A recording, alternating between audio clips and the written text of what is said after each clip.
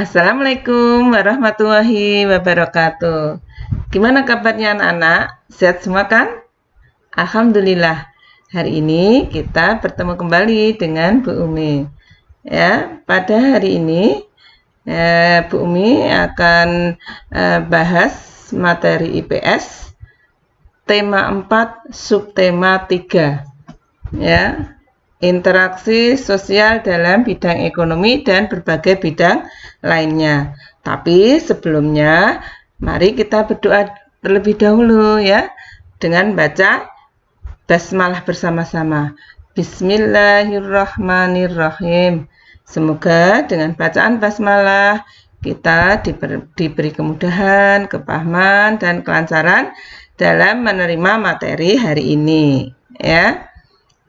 Sekarang Bu Umi bahas interaksi sosial dalam bidang ekonomi dan berbagai bidang lainnya. Jadi interaksi sosial kemarin sudah Bu Umi ini melanjutkan. Jadi interaksi sosial ini ada berbagai bidang lainnya. Yang pertama ya, interaksi sosial di berbagai bidang. Adapun proses interaksi, kemarin kita sudah ini ya, Bu Umi sudah bahas, interaksi bisa terjadi apabila adanya hubungan dan komunikasi atau pertemuan dua orang atau lebih. Interaksi sosial ini terjadi karena adanya apa? Kepentingan pemenuhan kebutuhan masyarakat di berbagai bidang. Bidang pertama adalah bidang ekonomi. Apa yang dinamakan kebutuhan ekonomi ya? Kebutuhan ekonomi itu merupakan dasar setiap manusia. Kebutuhan dasar setiap manusia. Nah, kebutuhan ekonomi ini meliputi, mungkin kalian kelas 4 sudah dijelaskan ya, adanya sandang, papan, pangan ya. Kebutuhan sandang adalah kebutuhan akan pakaian, kebutuhan pangan, kebutuhan makanan, kebutuhan papan adalah tempat tinggal. Ini yang primer, kebutuhan yang harus dipenuhi oleh manusia. Adapun contoh interaksi dalam bidang ekonomi adalah interaksi yang terjadi antara penjual dan pembeli yang dapat kita ketemui di pasar yang kemarin kita juga sudah bahas. Selain kebutuhan ekonomi juga ada kebutuhan jasa. Adapun kebutuhan jasa contohnya itu di bidang kesehatan, dokter ya, perawat. Terus di bidang transportasi ada supir ya, ada pilot ya, dan pelayanan masyarakat. Paham anak-anak? Sekarang interaksi sosial dalam bidang politik. Adapun contoh interaksi sosial dalam bidang politik, yang pertama adalah kegiatan pemilihan umum ya, pemilu kemarin juga kita sudah bahas ya.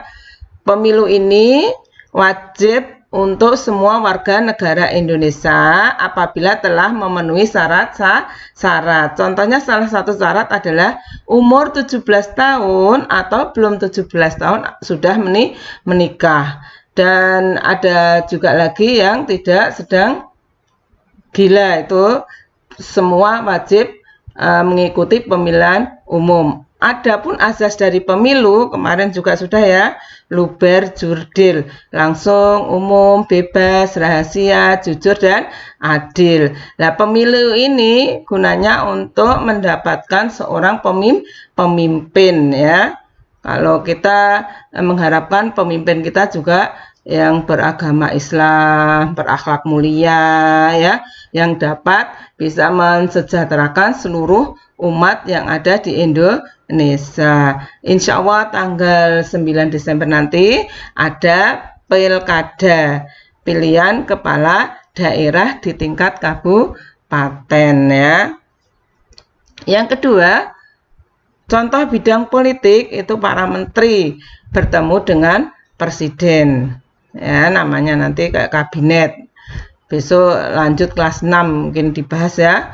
Yang ketiga adalah para anggota DPR mengadakan rapat untuk menyusun undang-undang. Ini contoh dalam bidang politik. Sekarang, interaksi sosial dalam bidang sosial budaya. Ini juga sudah pernah kita bahas ya.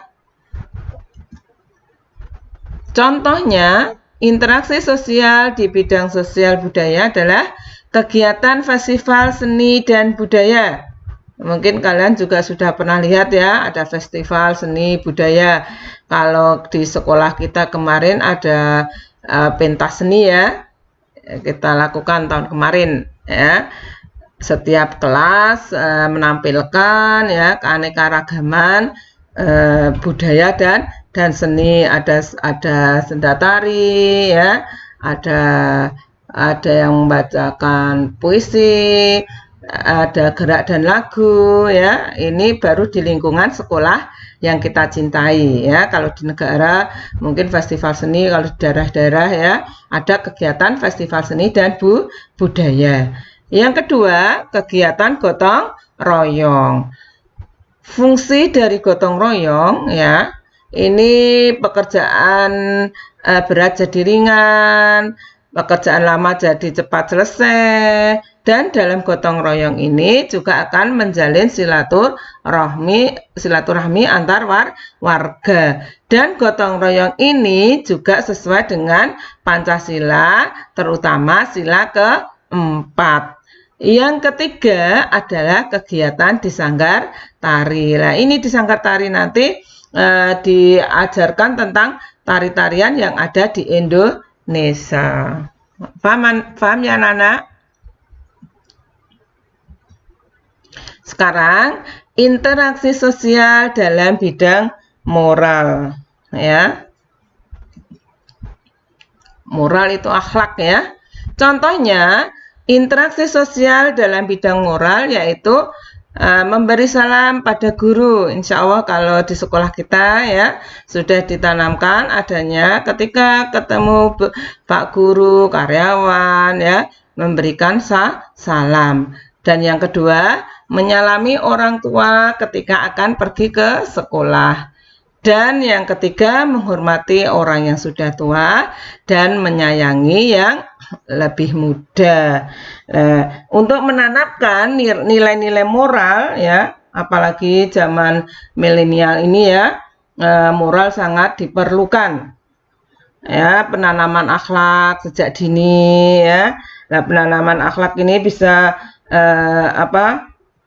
dimulai dengan kejujuran ya, diajarkan kejujuran, diajarkan tanggung jawab ya, terus diajarkan sikap menyayangi ya, dan ditanamkan adanya disiplin. Insya Allah kalau penanaman akhlak kalian sudah bagus, insya Allah nanti kedepannya kalian juga akan menikmati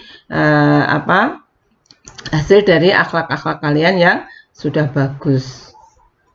Insya Allah kalian akan menjadikan anak solehah yang berguna bagi orang tua, agama, bangsa, dan negara. Selanjutnya adalah interaksi sosial dalam bidang pendidikan ya.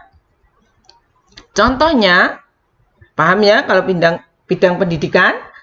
Interaksi yang terjadi di kelas siswa dan guru, yaitu siswa memperhatikan penjelasan guru, tidak boleh ngobrol sendiri. Apabila belum jelas, bisa tunjuk jari untuk meminta penjelasan kembali apabila ada pelajaran yang tidak jelas. Sekarang faktor pendorong terjadinya interaksi sosial tadi ya. Pertama adalah interaksi dalam bidang sosial budaya. Faktor pendorongnya adalah kita harus dapat beradaptasi dengan lingkungan agar keberadaan kita dapat diterima ya. Yang kedua, Interaksi dalam bidang pendidikan. Faktor pendorongnya adalah proses belajar mengajar dapat berjalan dengan baik. Yang ketiga adalah interaksi dalam bidang ekonomi. Faktor pendorong terjadinya interaksi sosial bidang ekonomi adalah masyarakat dapat melakukannya dengan transaksi jual beli. Jelas ya anak-anak? Mungkin pertemuan hari ini Bu Umi cukupkan sekian ya. Kalian dengarkan ya, dan apabila ada tugas, Bu Umi mohon tugasnya harus sesuai dengan materi yang Bu Umi sampaikan hari ini ya. Bu Umi percaya, yakin kalian tetap semangat. Sebelumnya Bu Umi selalu mengingatkan, jangan lupa selalu berdoa, sholat 5 waktu tepat waktu, murojaah, sholat duha, dan bisa ditambah lagi sholat malam, puasa Senin ke Kamis ya. Insya Allah kalian nanti menjadi anak soleh solehah. Cukup sekian ya. Apabila ada kata salah ya, Bu Umi mohon maaf. Wabillahi taufiq wal hidayah. Wassalamualaikum warahmatullahi wabarakatuh.